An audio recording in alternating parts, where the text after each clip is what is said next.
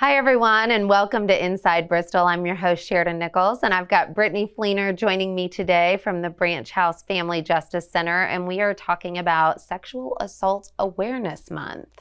Tell us a little bit about what you all are doing to share with us. So April is Sexual Assault Awareness Month, and Branch House, along with some of our partners, are bringing the Start by Believing initiative back to the Tri-Cities again this year. And so Start by Believing is a global campaign where we are asking people to start by believing sexual assault victims that disclose sexual assault to them. And I know this has always been a problem in the past, and a lot of times sexual assault victims don't even come forward.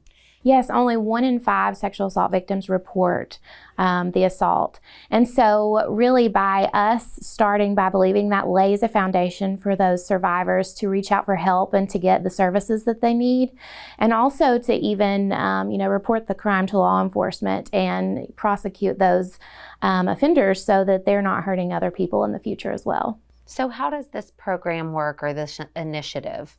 So people can go to startbybelieving.org and they can actually take the personal pledge to Start by Believing. And we're just saying that, yes, if someone discloses that they've been sexually assaulted, I'm going to start by saying, yes, I believe you. I'm sorry that happened, and I'm here to listen. And then knowing the resources to refer them to for help. And Branch House is one of those really great resources for folks who have been victimized in that way. And there's a lot of resources available for people. Yeah, I was going to say that. I know Branch House has a lot of resources. Can you just tell us about some of those? Absolutely. So we partner with a lot of really wonderful local agencies as well as national agencies that help us provide a huge array of services for victims of interpersonal violence. And some of those things can include court advocacy.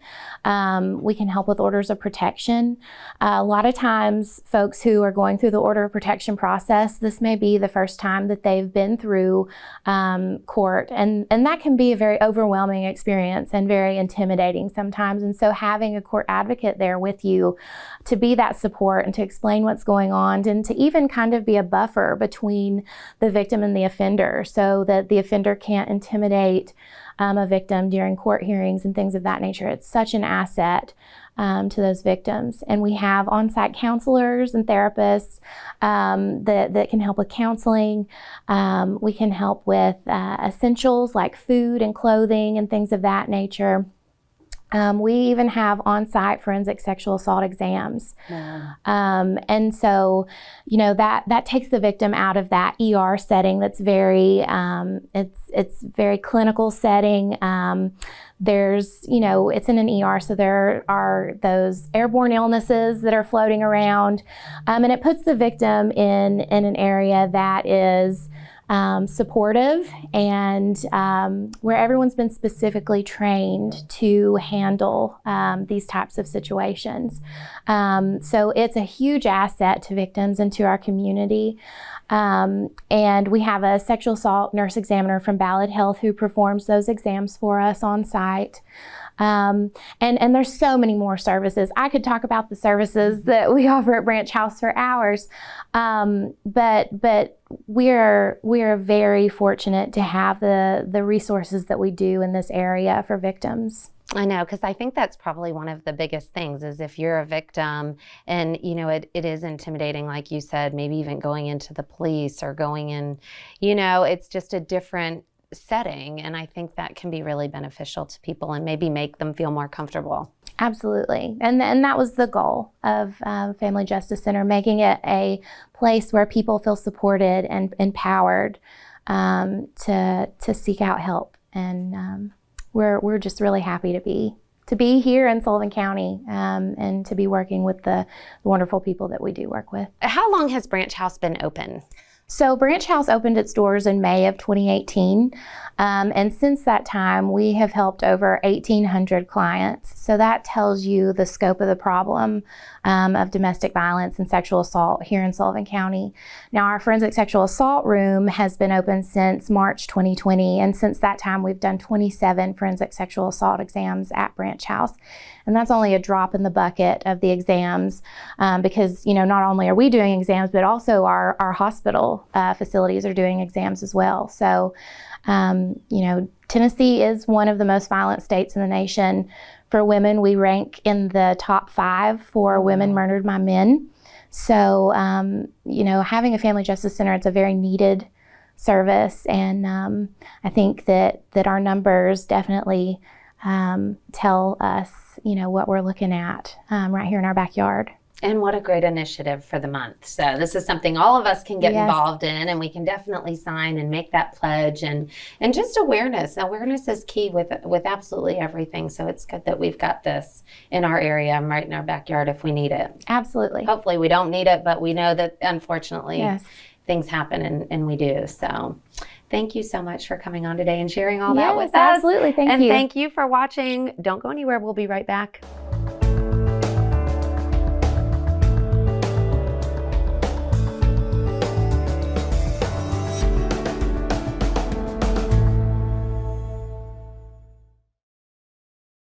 Hi, everyone, and welcome back to Inside Bristol. I'm your host, Sheridan Nichols, and we've got Christina Blevins here today from the city's Department of Community Development, and she's here with another important awareness month. Tell us about this, Fair Housing Rights. Fair Housing Rights. So April is also National Fair Housing Month.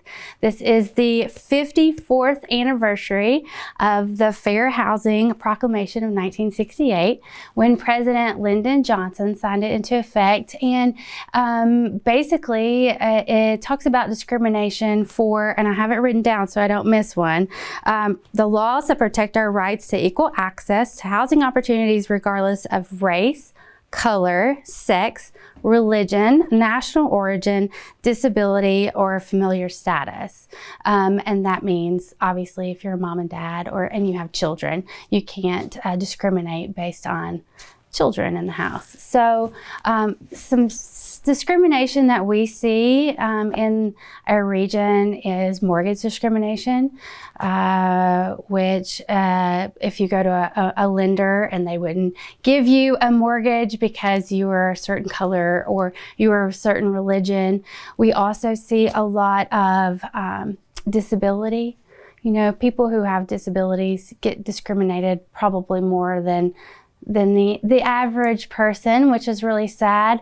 And I think that, with Fair Housing Month, we're just really asking the citizens to be kind to one another, recognize their roles and responsibilities, and be nice. Yeah. Don't discriminate. And that goes for renters, property developers, large multi-unit complexes. There's all sorts of laws related to fair housing. And we are in such an insane housing market right now. So I think this more than ever needs to be addressed because, it seems like inventory of places to live are really low. And as a result of some of the housing market, there's just not a lot of places for people to rent. Sometimes the rent is getting raised. There's just a lot going on in the housing market. So community development has growing pains, right? And affordable housing is certainly a problem in our community. And it's not just in Bristol, it's really nationwide, affordable housing for folks. And, you're only supposed to spend 30% of your gross income on housing. And we know that a lot of people in our area spend a lot more than that to have safe, sanitary, decent housing.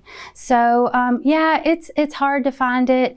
But if folks feel like they have been discriminated, there is an office of, and I also wrote that down, Fair Housing Equal Opportunity Office. They have a hotline where people can call. You can go online. If you have a disability, if you're hearing impaired, vision impaired, people can help you understand your rights. And, they do take it very seriously. So I think it's just about knowing some of these programs and resources. Really, it's, I know they've got HUD housing vouchers and they have things for people, but it's trying to find where we go is tough. Yeah, there's a lot of federal programs, and I do several HUD programs here within the city, but there are also so many other grants through the state and local programs, and understanding what your housing authority can do to help you. And unfortunately, our housing authority has a wait list. So what do you do in the middle of waiting? So there's lots of, but I want to encourage people, if they need help, to reach out. Yes, absolutely. There are lots of folks who are willing to help. Absolutely. And can they call your office for that? Yeah. Call the community development office, and we'll be glad to point them in the right direction. We may not be able to solve the problem, but we can definitely make a referral to help them in those situations. Anything else we can do to help? Just be nice to your neighbors. We can do that. We can do that. Thank you so much, Christina, for being on today. And thank you for watching. Don't go anywhere. We will be back in just a moment.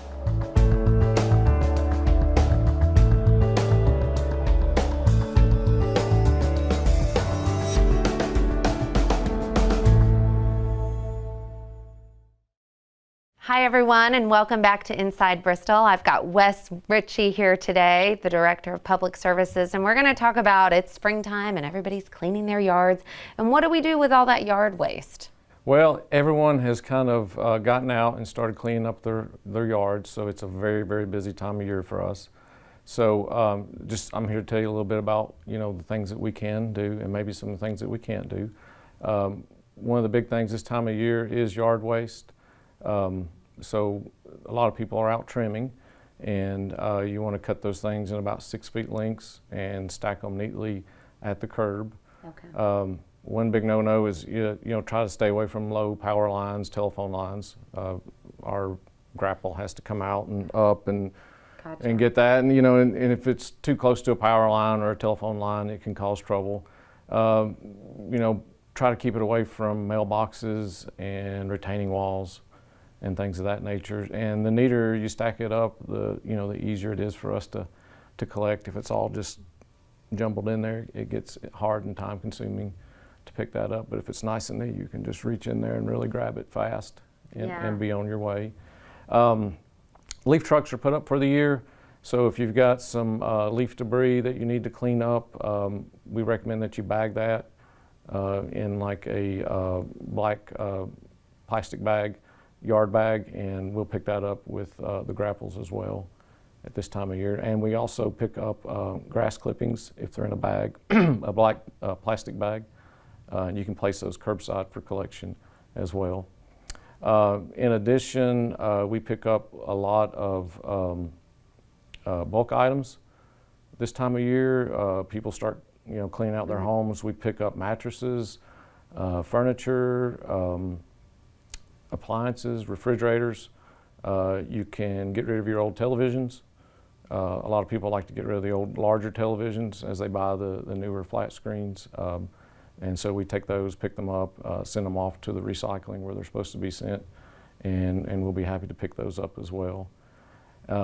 All this occurs on the same day as your garbage collection. Okay, I was just going to ask you that. When do these trucks come through? Because sometimes you drive by a while and you'll see the sticks setting there, and you're like, I wonder when they come through. Well, same day. It should be the same day as your garbage collection, and you should not have to call. It's pretty much an automatic service. If there's anything special, I would recommend you call, before you do it.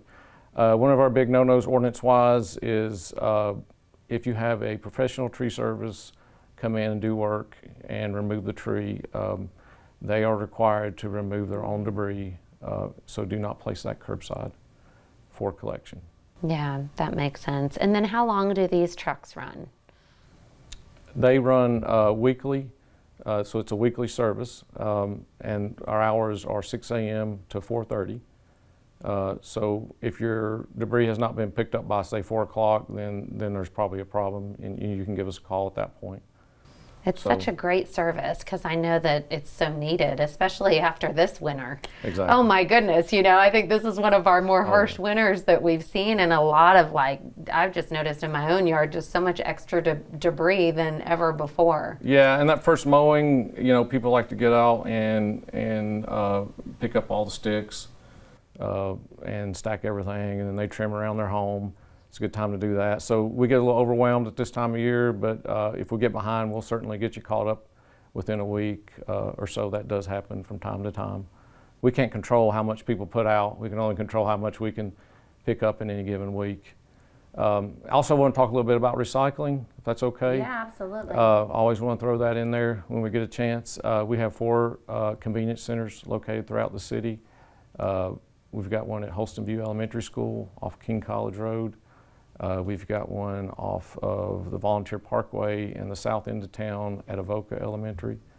We've got one on the west end of town, and it's on Broad Street close to the Still Creek Park entrance to a trailhead there. And then we also have one at 212 Blackley Road in the central district of town, and that's near Weaver Pike and 5th Street area. So those collection centers, they take number 1 and 2 plastics. That's really all that that they want at this time. I'm not saying that won't change, but this time they want 1 and 2 plastic. They take newspaper, books, and cardboard. Great. And the cleaner you can keep this stuff, the better off we are. You know, when you bring the cardboard, if you can take the styrofoam out of it, any banding material, the cleaner you get it, the less chance it'll be contaminated and not taken by the recycler. That's great to know. Yeah. Do you feel like this is a service that is well utilized, or we need more awareness on this too? Well, our recycling centers, specifically 3 of them, are extremely busy. That's great. They are extremely busy, and they fill up fast. So that is good to know. Very fast. Well, thank you. Thank you so much for sharing all of this with us. We appreciate you coming on Thank you for having me. the show today, and thank you for tuning in. We'll see you next time.